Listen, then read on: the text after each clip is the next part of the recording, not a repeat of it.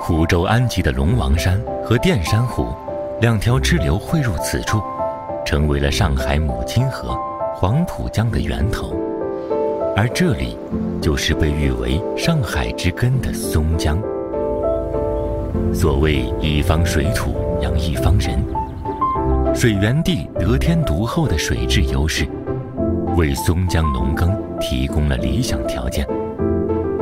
很多本地人都不知道的是，松江区有着上海数一数二的种植园区。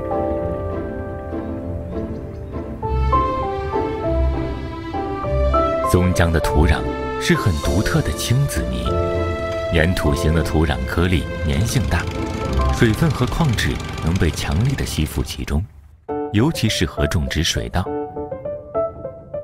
由这种土壤种出的特定品种大米，才是地道的松江大米。10月，正值晚稻收割、新米上市的时节，田间稻穗低垂而饱满，广阔的良田一眼望不到边界。可惜，松江水稻的种植面积不算大，哪怕是上海本地人不居住在松江，想吃上一口松江大米也不算容易。收割完的稻米会经过去石机和碾米机的精细加工，处理完的新鲜米粒透而亮白，圆润可爱。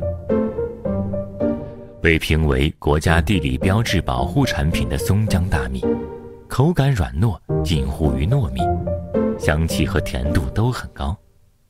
松江本地农民常做的一种焖菜饭，做法粗糙简单，却让人无法抗拒。肉块、腊肠、青菜入锅翻炒，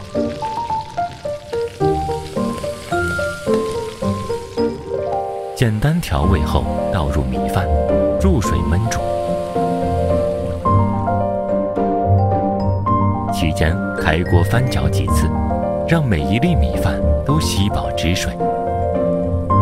火候的控制是关键，优秀的焖菜饭底部会有浅浅一层焦脆不黑的锅巴，为整体口感都能增色不少。好吃的米饭为一天劳作画上了句号。围坐在餐桌前享受晚餐的时候，快乐、简单而富足。